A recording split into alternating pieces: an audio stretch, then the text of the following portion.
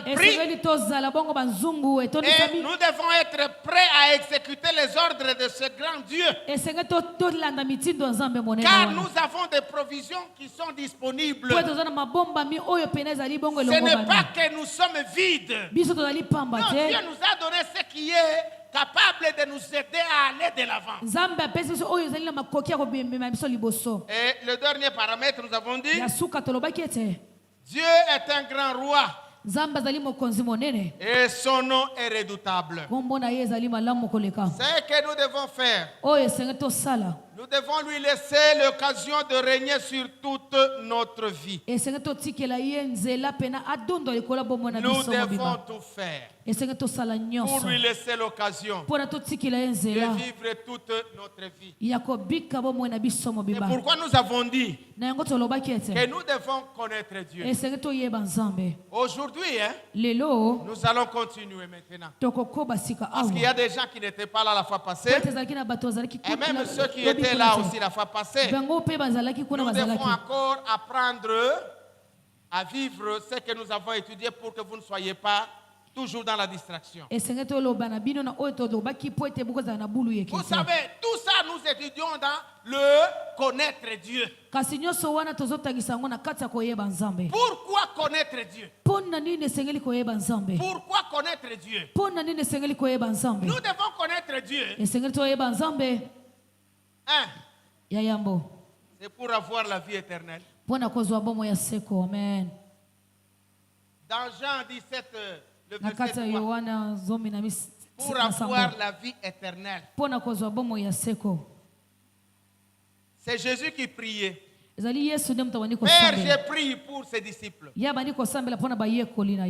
venu pour faire connaître ton nom, afin qu'ils aient la vie éternelle. Donc là, nous qui devons connaître notre Dieu, nous allons savoir qu'il est très pertinent pour nous connaître Dieu pour avoir la vie éternelle. La vie éternelle ne se trouve nulle part si ce n'est qu'entre les mains de ce Dieu qui est éternel. Vous allez connaître votre Dieu. Ce Dieu-là est un Dieu éternel. Et la vie en lui, c'est une vie éternelle. Ceux qui sont ancrés dans lui, ils auront la vie éternelle. Vous le connaissez. Il a la vie éternelle. Quand vous venez à l'église, vous connaissez le Dieu que vous venez suivre. Il a la vie éternelle. Alléluia. Amen. Alléluia. Amen. Deux, nous devons les connaître pour que nous soyons sauvés. Sans lui, il n'y a point de salut. Nous devons le connaître.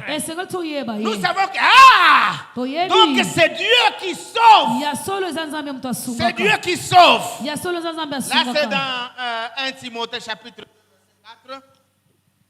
1 Timothée 2, 4. Il nous dit ouvertement que c'est Dieu qui nous sauve. Donc il n'y a de salut en aucun autre. Le salut ne se trouve qu'en Jésus-Christ. Alors nous devons le connaître. Comment est-ce que nous pouvons vivre avec quelqu'un qui nous sauve, mais que nous ne le connaissions pas? Non, vous devez connaître. Alléluia. Amen. C'est pourquoi ceux qu'on va chercher ceux qu'on va, on va baptiser là, qui ne croyaient pas que nous sommes en train de perdre leur temps. Non. Si vous aimez ce Dieu-là, vous verrez que vous êtes sauvés par pure grâce. Et celui qui vient vers lui a la vie éternelle. En même temps, celui qui vient vers lui, c'est pour qu'il soit sauvé. 3. C'est pour que nous parvenions à une maturité spirituelle croissante. Comment est-ce que vous pouvez être un chrétien sans pour autant croître? Ce n'est pas parce que je suis pasteur que je suis devenu important, non. Ce n'est pas parce que je suis devenu ancien de l'église que je suis devenu important. Non. J'ai besoin de connaître que je dois faire mon effort pour monter de stade afin de devenir mature et de croître. J'étais au niveau d'un petit enfant. Maintenant je monte. Je deviens jeune. Après ça je monte. Je deviens adolescent. De l'adolescence je deviens adulte. Et là-bas vous voyez que les stades diffèrent. Je ne dois pas être encore pendant que je suis devenu mature. Je cherche encore à rentrer à la poitrine de ma mère. Pour chercher à téter encore. Il est pratiquement impossible. Même un enfant de 5 ans n'acceptera pas de rentrer encore à la mamelle de sa mère.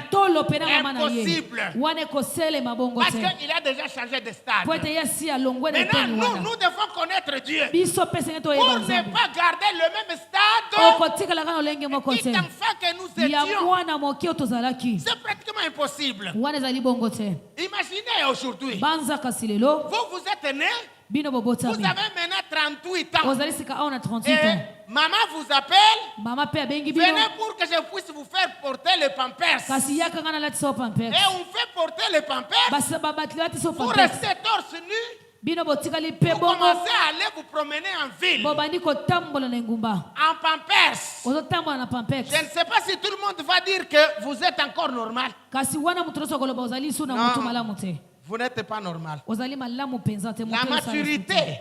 Quand je connais Dieu, je deviens maintenant mature. Maintenant quand je deviens mature, je ne fais plus ce qui était de l'enfance. Maintenant, ma maturité là doit être une maturité croissante.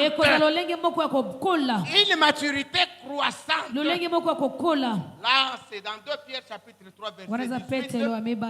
Vous trouverez cette histoire-là. 4. Nous devons connaître Dieu pour que nous soyons ancrés profondément dans la doctrine ou dans l'enseignement de Dieu. Lorsque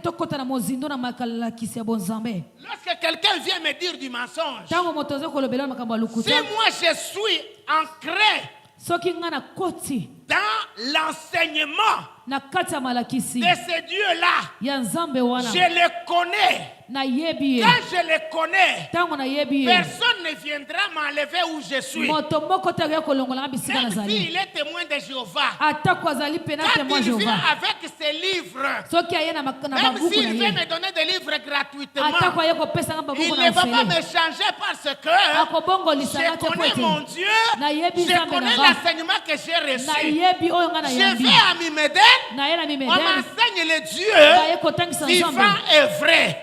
Comment je dois être là? Quand on parle des affermissements, c'est pour que vous soyez namusimamo. Que vous soyez namusimamo. C'est pour que vous ne soyez pas titubants.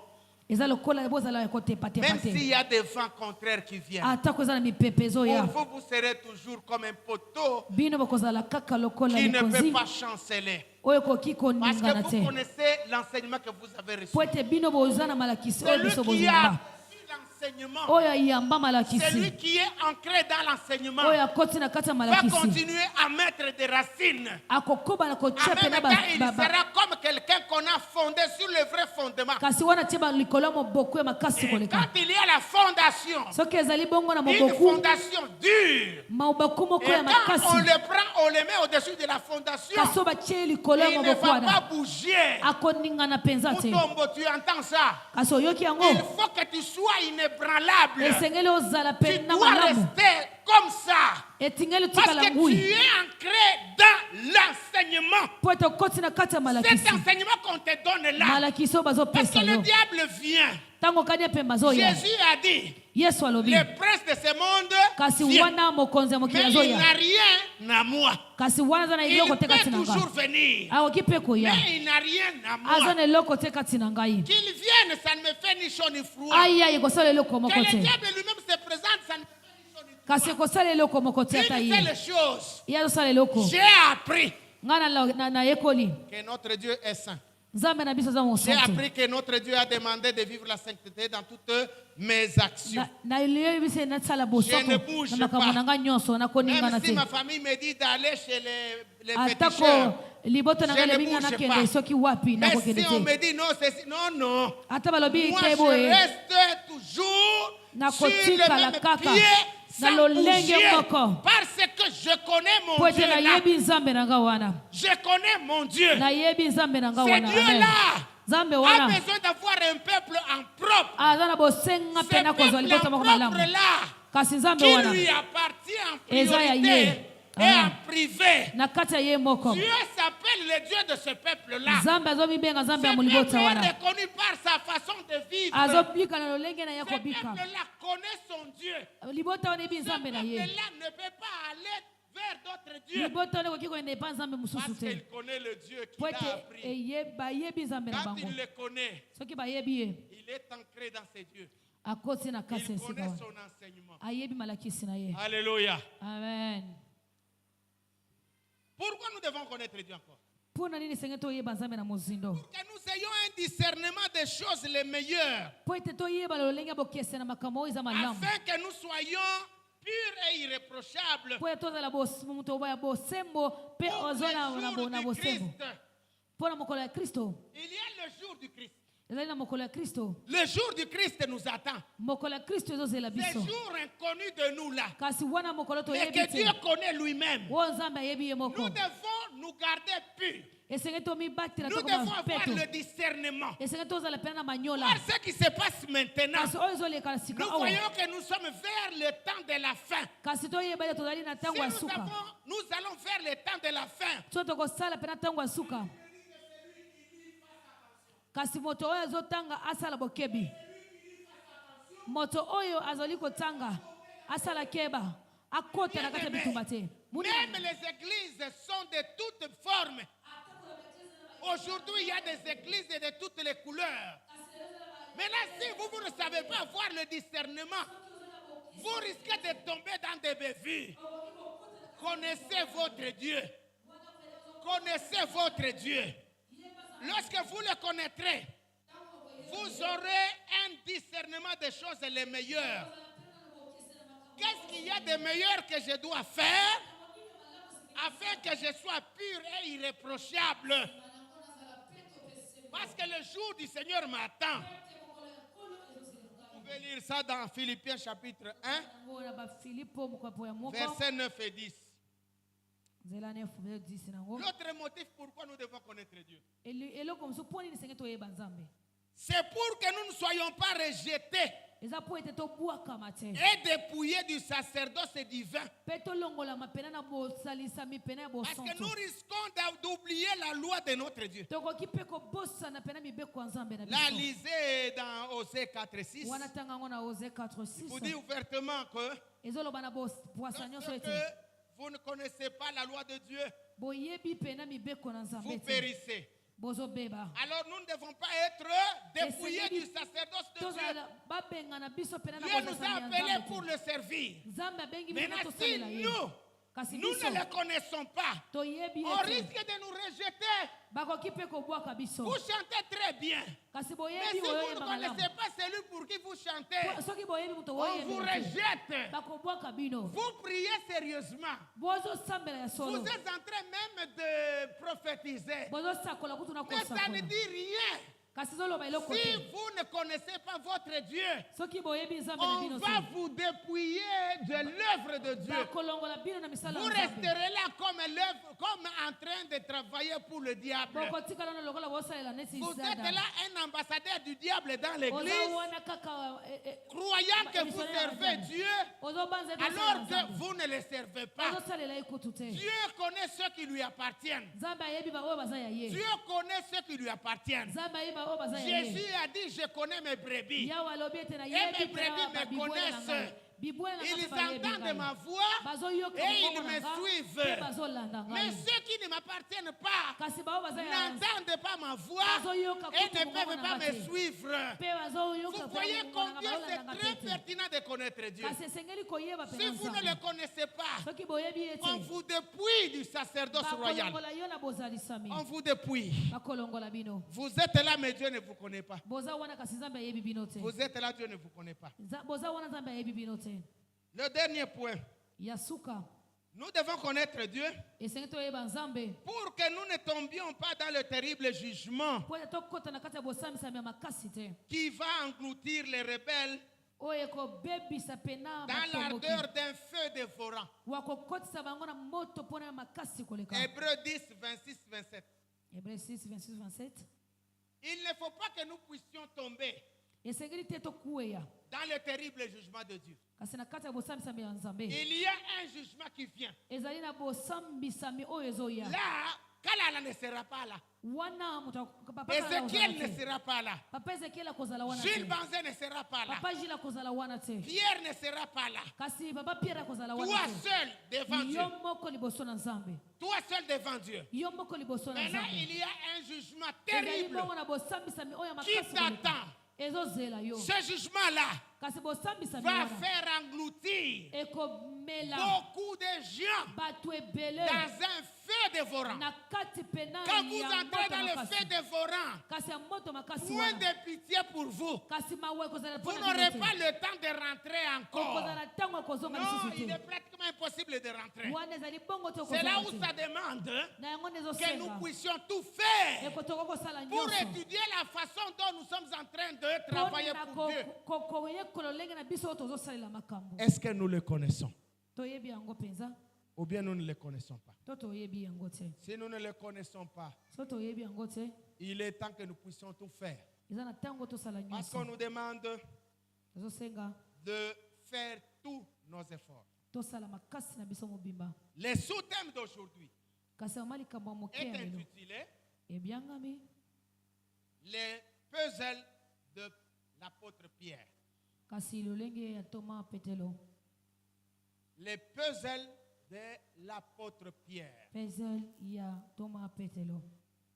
2 Pierre chapitre 1 verset 5 à 7.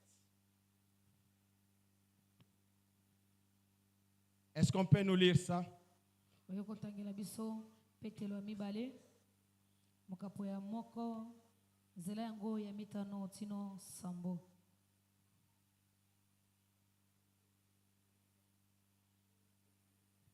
De Pierre 1, 5 à 7.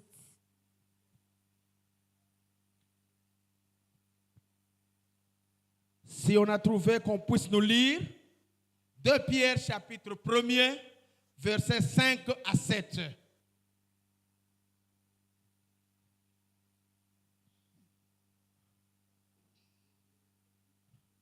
De Pierre chapitre 1er verset 5 à 7.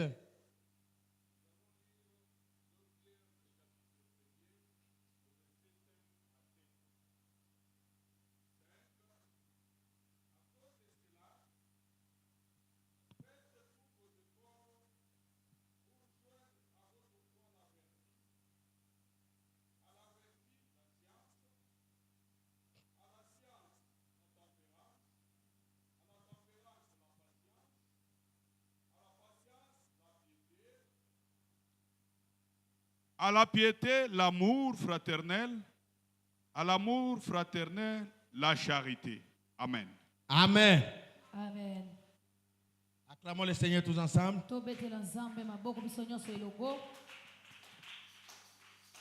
Est-ce qu'il y a des gens qui ont déjà entendu parler de puzzle?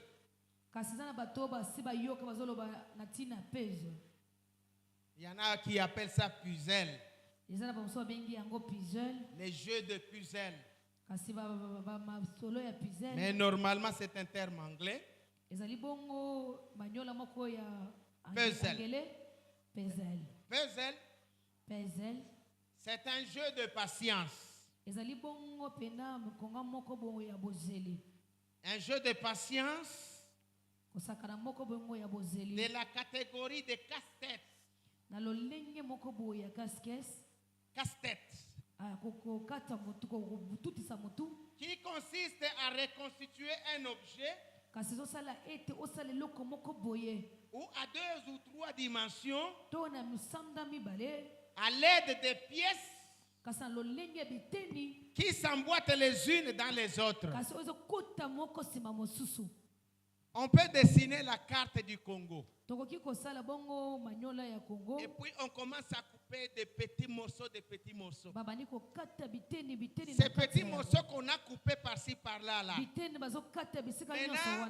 on peut les mettre là en vrac.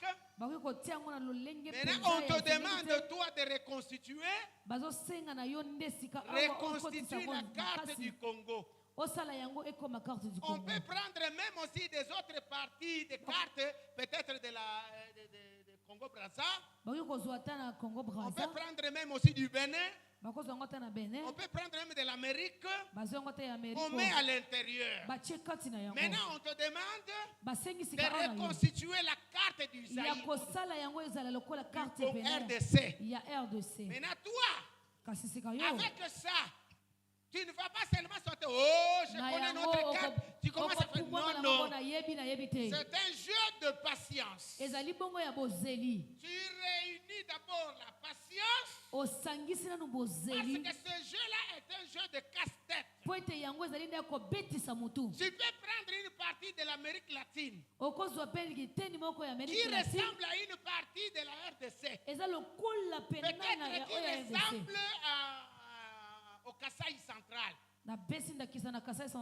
Tu mets là-bas.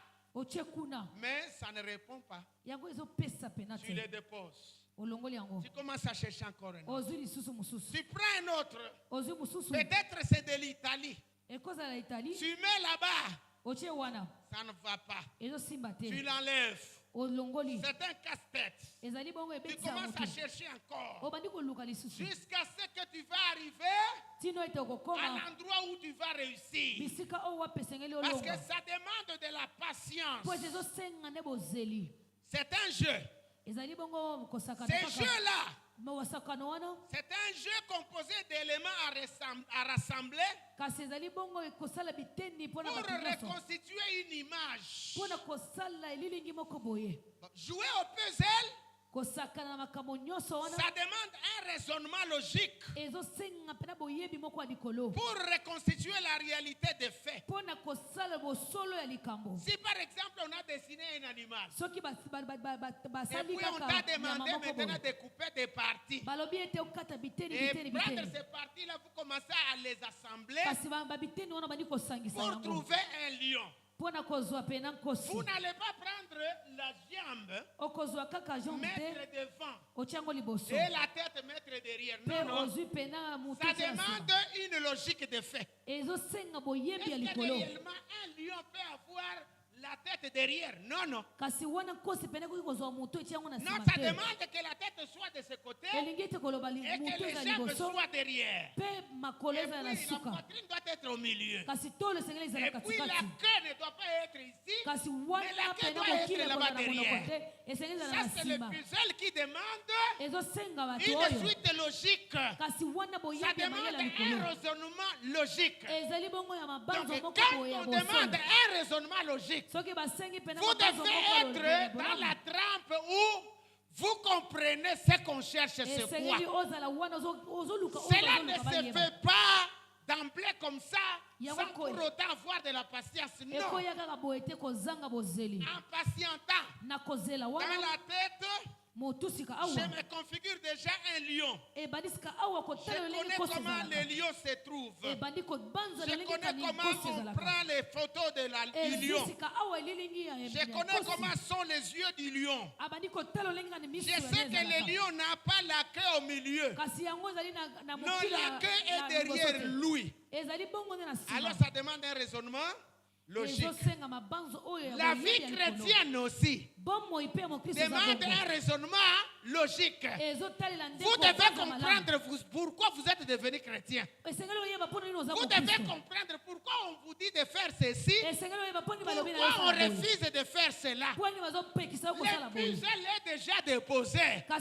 Quitte à vous de le jouer avec toute patience, sachant à quoi Dieu vous appelle. Ça vous demande un raisonnement logique. Est-ce qu'il est logique que je quitte la maison pour venir à l'église? Je viens faire quoi?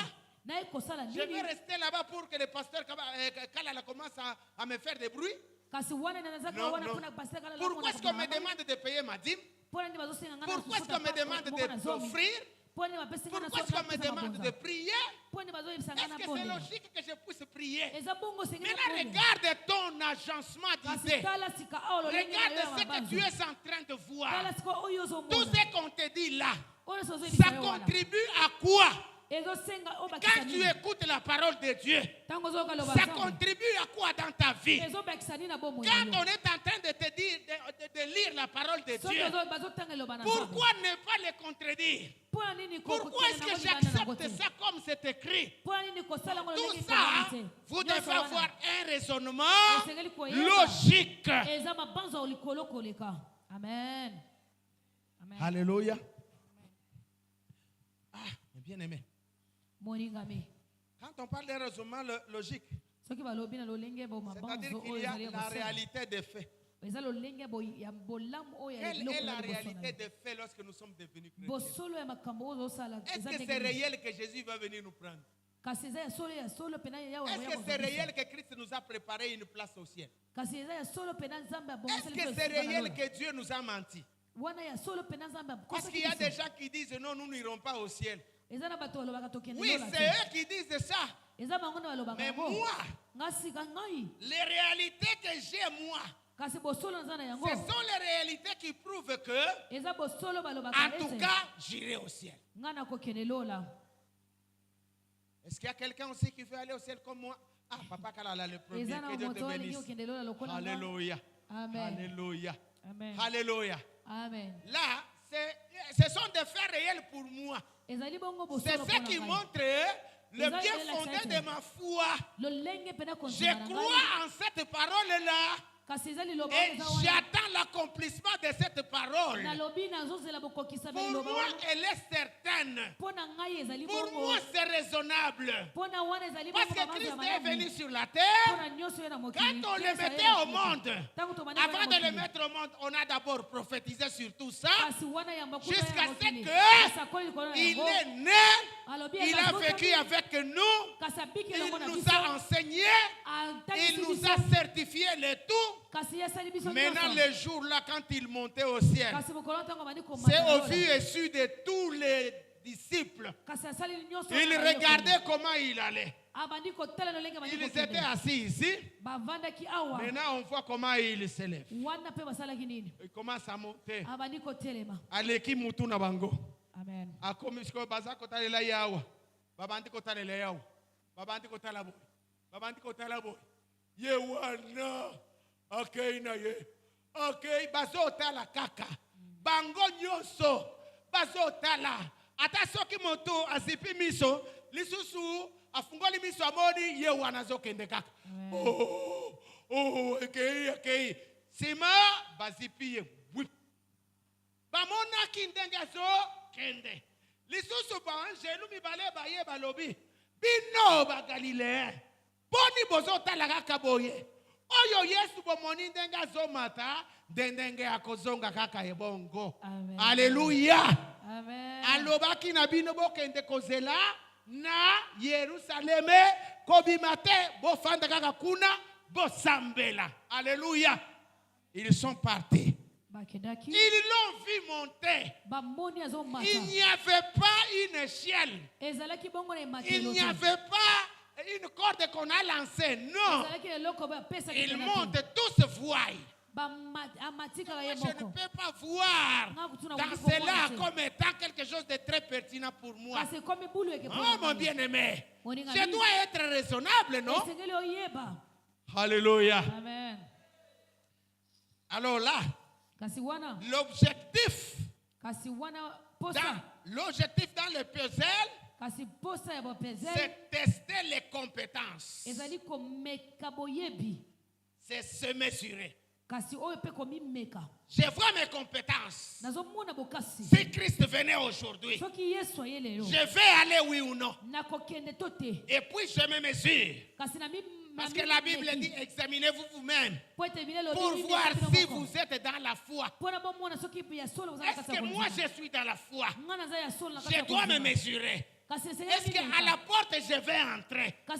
Ou bien j'aurai des difficultés pour entrer? Qu'est-ce qui va me faire l'impossible d'entrer là-bas? J'ai fait tout pour enlever ce qui va me faire que je ne puisse pas entrer. Parce que la porte est là. C'est moi-même qui vais entrer ou qui vais échouer d'entrer. Là, je me mesure. Je vois ma compétence. Est-ce que je suis compétent? Donc, depuis que je suis devenu chrétien, est-ce que réellement j'ai la compétence de cette charge de la vie chrétienne qu'on m'a donnée? Oui ou non? Est-ce que je viens seulement parce qu'il faut venir? Est-ce que je viens parce qu'on risque de dire que je ne suis pas venu? Non. Quelle est ma compétence? Comment est-ce que je suis en train de me mesurer? Alléluia. Alors l'apôtre Pierre nous amène à son jeu de puzzle. Il commence par dire, nous devons joindre à notre foi. Il dit, faites tous vos efforts pour joindre. Mon bien-aimé, nous devons joindre à notre foi. Il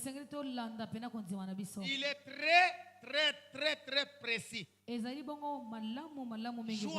à votre foi. Ça veut dire quoi? Ça veut dire que par notre consécration totale, par notre consécration assidue, nous devons ajouter quelque chose de logique à notre foi. Donc, ajoutons quelque chose de logique. Je vous ai parlé du raisonnement logique. Maintenant, là, à votre foi là, cherchez quoi de logique à y augmenter? Vous allez augmenter quoi? On n'augmente pas la prière. Parce que même il avait aussi ses serviteurs qui priaient pour lui. Non. On n'augmente pas la sacrificature. Parce que les enfants d'Aaron étaient sacrificateurs. Ils sont allés chercher un feu étranger. Ils ont amené un feu étranger à l'endroit où c'était défendu. Mais finalement, ça les a tués à bout portant. Parce que ce qu'ils croyaient faire là-bas ne répondait pas à la logique de l'entendement que Dieu voulait d'eux. Dieu leur avait dit qu'aucun jour on ne pourra vivre le foyer de l'intérieur sans feu. Le feu ne s'éteindra point. Mais eux ont négligé, le feu s'est éteint et finalement, ils devaient maintenant aller chercher le feu dehors.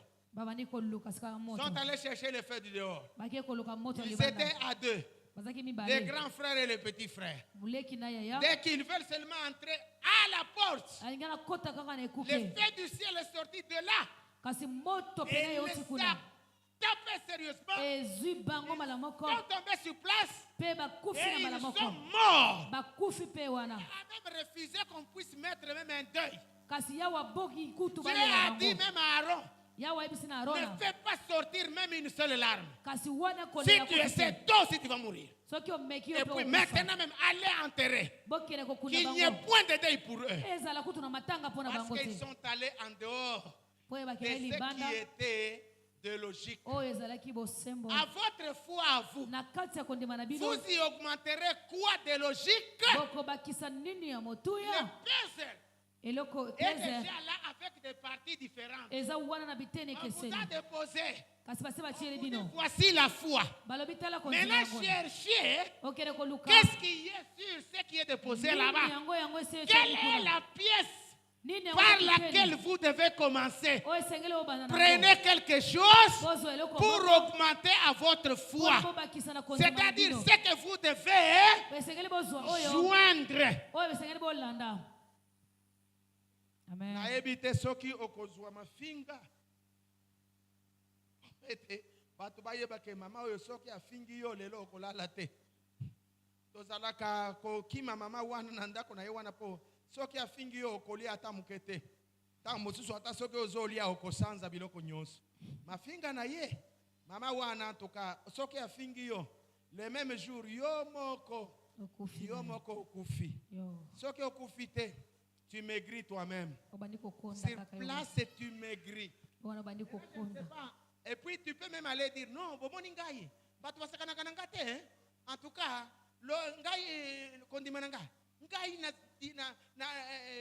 je le garde moi-même. J'aime garder ma foi. Toujours je t'injurie. Comme un pasteur qui voulait qui injuriait quelqu'un, il injurie en kiluba. Il injurie quelqu'un.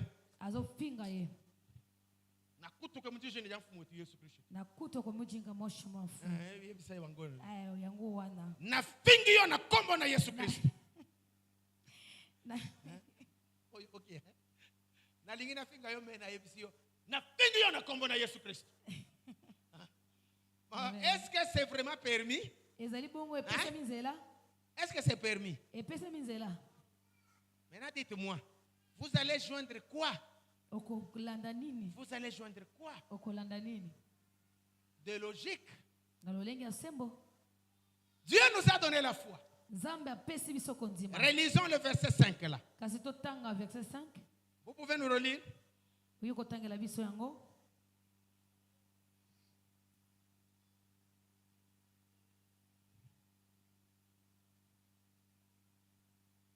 Seulement 5.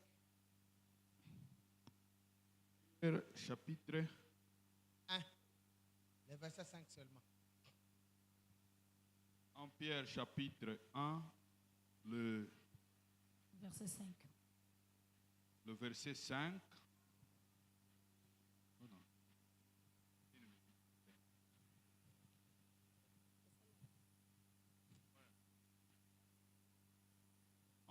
Le verset 5.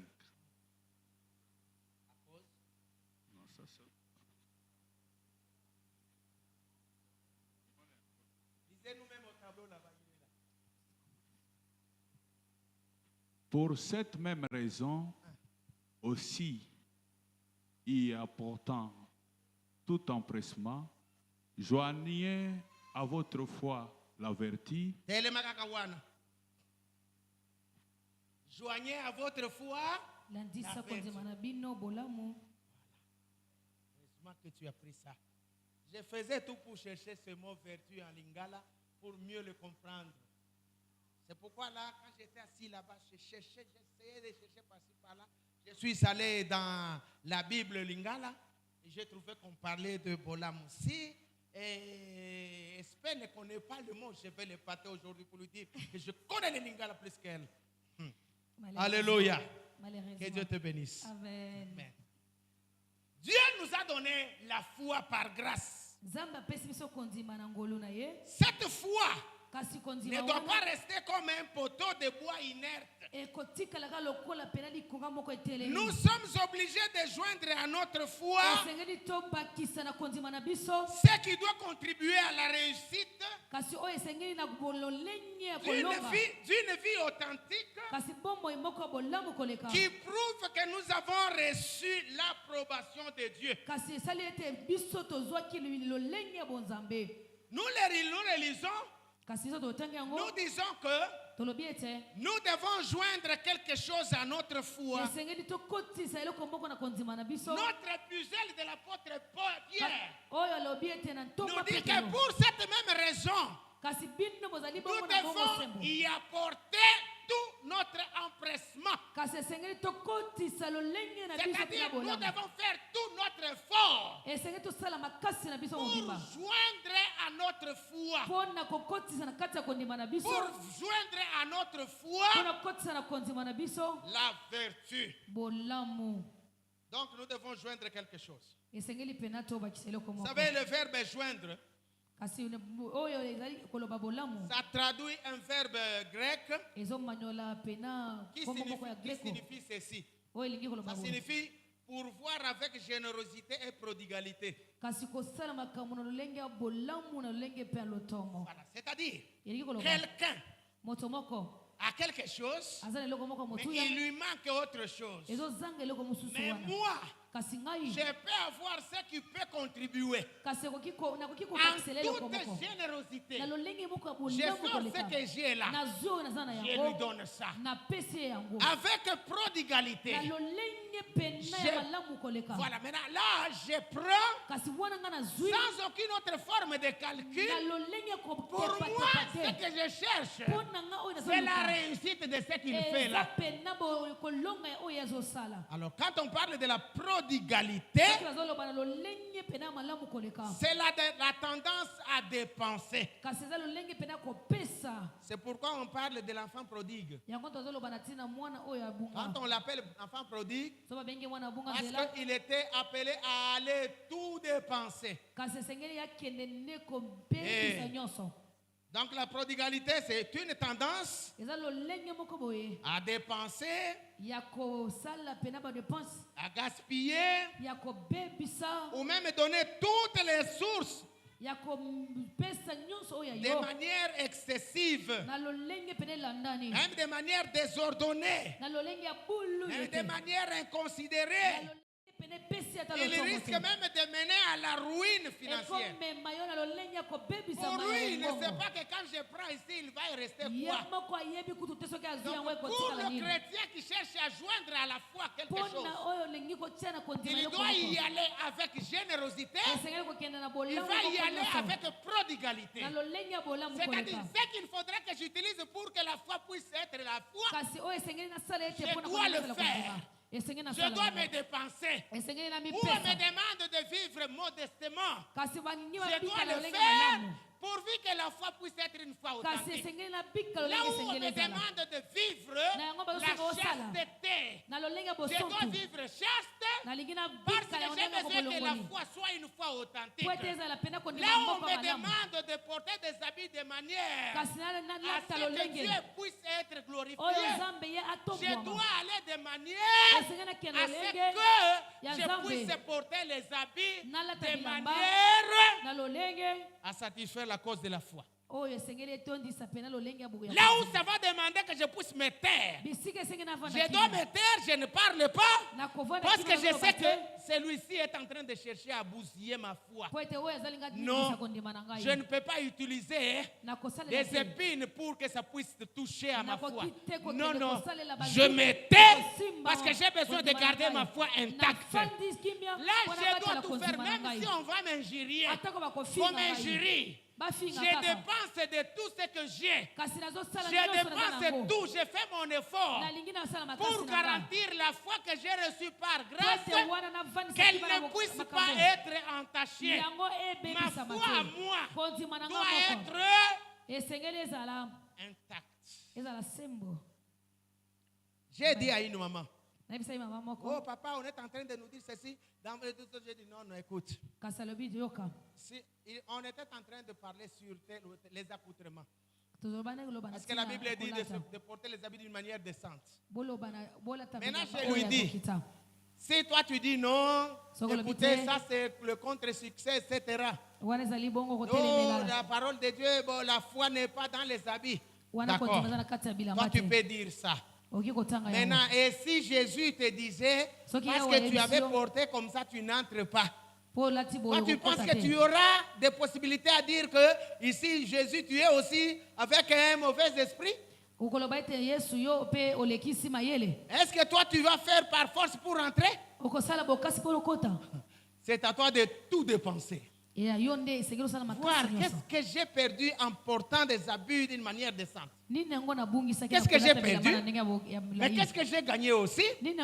Si je cherche toujours à aller combattre, qu'est-ce que j'ai gagné? Qu'est-ce que j'ai perdu? Si je cherche toujours à mentir, qu'est-ce que j'ai gagné? Qu'est-ce que j'ai perdu? Quant à la foi, mon puzzle que je vais augmenter là-bas, je suis obligé de tout dépenser pour que ma foi soit une foi authentique. Alléluia. Amen. Est-ce que ta foi est authentique? Est-ce que tu connais la valeur de ta foi? Pourquoi est-ce que Pierre n'a pas dit faites tous vos efforts pour joindre à votre prière? Mais lui parle de la foi. La foi. Ta foi à toi. Ah. Ta foi. Maman Fatou, quand tu quittes chez toi pour venir, est-ce qu'il n'y a pas d'accident pour des routes là qui se font? Alors, mais pourquoi est-ce que toi tu viens toujours, même à pied? Non, na kokendete, na kotika na nanda kote. Moko no musu zarki ya za maladi me azoya. Eloko ni nazoye la, azako landa. Et il faut pas que na zanga moi eloko moko oyo ekoki kopesa na kondima na ngai. Amen. Je dois augmenter. Joindre. Donc là, vous devez tout faire pour étudier ça. Ici, la prodigalité, c'est à l'exemple d'un parrain de mariage. Le couple parrain avec le couple filleul. Maintenant, le couple filleul n'a pas tous les moyens. Maintenant, parce que le couple filleul a choisi ce couple parrain. Il n'a pas choisi parce qu'ils ont des moyens. Non, non, c'est une confiance qui leur a poussé à pouvoir aller vers eux. Maintenant, eux aussi, dans leur parrainage, ils voient la vie du couple filleul. Ils n'ont pas de moyens. Maintenant, le parrain se dit, ce sont les enfants que j'ai mis au monde. Je vais tout faire. Il va même à la salle de mariage. Il paye. Il va chercher les habits pour la femme. Il paye. Il cherche des habits pour le mari. Il paye. Il fait tout. Seulement une chose. Il fait d'un amour désintéressé. Pour lui, c'est la réussite. Pour lui, c'est la réussite de la chose. Maintenant, toi aussi, quelle réussite tu vas donner à ta foi? Quelle réussite? Est-ce que tu connais la valeur de ta foi?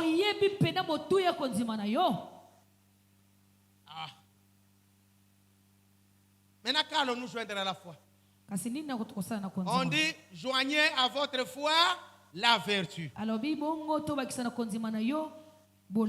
vais parler de la vertu. La vertu. Ce terme est employé 2 fois dans le Nouveau Testament. Dans 1 Pierre chapitre 2 verset 9. Et puis dans 2 Pierre le chapitre 1 verset 5 dans lequel nous sommes. Amen. Essayons un peu quelques définitions. Pourquoi Pierre nous demande de prendre la vertu et de la joindre à la foi? La vertu, c'est quoi? C'est la capacité donnée par Dieu d'accomplir des actions héroïques. Donc Dieu, quand il t'appelle, il te donne une capacité qui vient de lui-même, qui entre en toi pour commencer à faire des choses qui troublent les gens, pour faire des choses de façon héroïque. Vous devenez comme un héros. Quand vous faites quelque chose, et même les gens se troublent. Ils disent, mais cet homme, il a fait ça comment? Cet homme, est-ce que c'est qu'il a fait? Est-ce que moi je peux faire ça? Alors qu'avant, on ne pouvait pas comprendre que toi, tu pouvais faire quelque chose. Mais maintenant, là, toi, parce que tu es scotché à Dieu. Dieu t'a donné la foi et puis il te donne aussi la vertu. La vertu est là. C'est une capacité. Dieu te donne cette capacité-là. Dieu nous donne la capacité. Donc nous sommes capables de faire des actions héroïques. Même dans cette église ici, il y a des gens qui peuvent dire nous. Même le groupe de maman peut dire nous allons acheter cette parcelle. Même le groupe de papa peut dire nous allons acheter la parcelle. Même les jeunes ils peuvent dire nous allons acheter ceci. Nous allons faire ceci. Parce qu'à l'intérieur, ils ont reçu une capacité qui peut les pousser à des actions qui se voient ouvertement. Et quand ils se voient ouvertement, il n'y a pas lieu qu'on puisse changer des esprits. Alléluia. Amen. Deuxième définition. La vertu, c'est une disposition. Donc, une habitude ferme, une habitude constante à faire le bien et à fuir le mal. Quand on veut faire quelque chose d'héroïque, on choisit ce qui est bien. On ne choisit pas ce qui est mal. Non. On a la vertu ne faire rien que le bien. Donc on devient constant. On reste en cela comme une habitude. Ça devient une seconde nature pour toi. Si tu n'as pas fait du bien, tu trouves comme si tu es malade. Si tu n'es pas à l'église, il y a quelque chose qui te manque. Et là-bas, si tu n'as pas encore entendu parler de Dieu, c'est comme si tu es vraiment, je ne sais pas comment. Regarde comment tu es en train de vivre. Est-ce que tu as la vertu? Amen. Amen. 3. Elle désigne une force morale, l'excellence ou une qualité. Alors ça ne devient pas un défaut mais une qualité pour toi. Cette qualité-là devient maintenant une force. Ça devient une excellence. Là, vous trouvez à l'intérieur qu'il y a la sagesse, il y a le courage, il y a même la justice aussi. Vous voyez que c'est juste ce que vous faites. Vous voyez que c'est courageux. Vous voyez que c'est vraiment sage. Là, les gens, quand ils voient, ils disent en tout cas, ici, c'est vraiment, c'est beau même. C'est beau vraiment. Elle désigne aussi le pouvoir ou la propriété active d'une chose. Par exemple, une plante. On dit que cette plante peut guérir, par exemple, le sida. C'est-à-dire que cette plante-là a la vertu de guérir. Donc elle a le pouvoir. Elle a une propriété active. Alors ici, il ne s'agit pas des actions qui sont cachées ou d'une simple disposition. Mais c'est une qualité qui se manifeste clairement dans la vie. Pierre parle ici d'une énergie morale. D'une puissance qui donne lieu à des actes d'excellence. Une disposition spirituelle à agir avec persévérance. En accord avec la loi de Dieu. Je dis bien en accord avec la loi de Dieu. Est-ce que tout ce que tu fais là est en accord avec la loi de Dieu? Si ce n'est pas en accord avec la loi de Dieu, non, là en tout cas ce n'est plus la vertu. Ce n'est plus la vertu. La vertu est une excellence. Est-ce que ce que tu fais là est excellent? Je ne voudrais pas qu'on puisse continuer encore. Je vais m'arrêter ici. Parce que nous allons prendre un point prochainement. Si nous avons l'occasion encore, nous allons parler du pardon. C'est un point dans la vertu. Le pardon est un point dans la vertu. On ne peut pas commencer déjà sur le pardon sans pour autant connaître ce que c'est que la vertu. C'est lui qui a choisi. Dans la vertu, il y a choisi le pardon. C'est quelque chose de très grand. Nous devons tout faire pour étudier sur le pardon. Bénissez tous. Amen. Amen.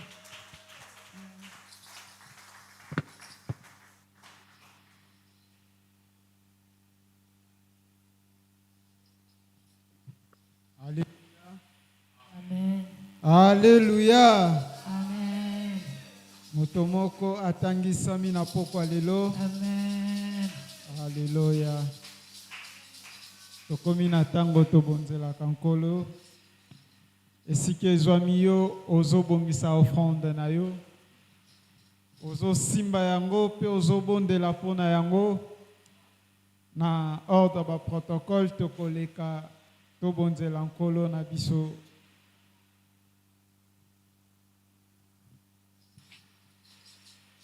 Hey Yahweh, kumama. Hey Yahweh,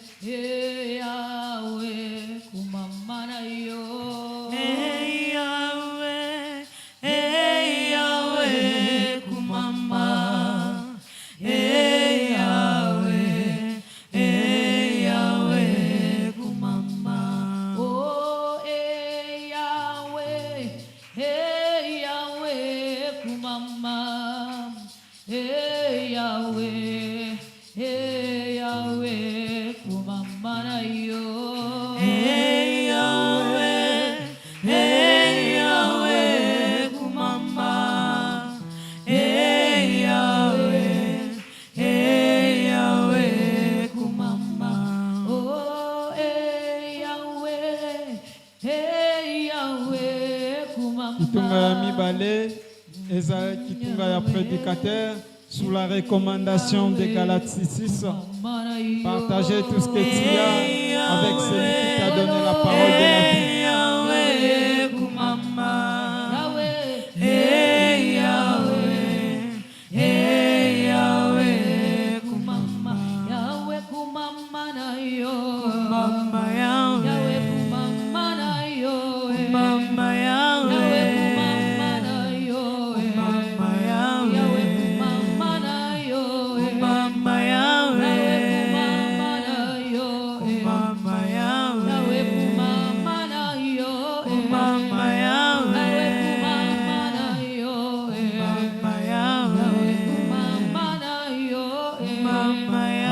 Alléluia. Alléluia.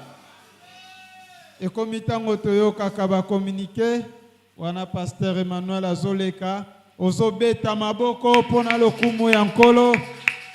Amen. Alléluia. Lelo eza le mercredi 6 mai 2026. Orateur Nabiso eza révérend pasteur Pierre. Modérateur c'est le diacre Dia Eki. A enseigné l'eau sous le thème le Pézel. Avec comme référence biblique 2 Pierre, le chapitre 2, le verset 5 à 7. Il a fait dans son introduction référence à Jean chapitre 17, 1 Timothée le chapitre 2, verset 4, et puis il a fait référence à Philippiens le chapitre 1er, le verset 9 à 10. Ce qui, kati na biso tozana moto ya yemba la liboso, akoki kotelema to yamba ye na esengo nyonso na kombo na Yesu. Oyo aye pour la première fois, toza biso moko tokumisi Nzambe. Le vendredi tokozala lisusu awa, cette fois-ci dans la prière, il y a délivrance na combat spirituel. Alors nous nous exhortons tous topusana nakati ya prière oyo tobondelaka chaque vendredi. Les samedis, à partir il y a 9h juste, de 9h juste à 12h, il y aura l'accueil pastoral et entretien avec le fidèle, les enregistrements de témoignages et courriers. Si vous avez un problème, bureau wana le samedi et kozala polele.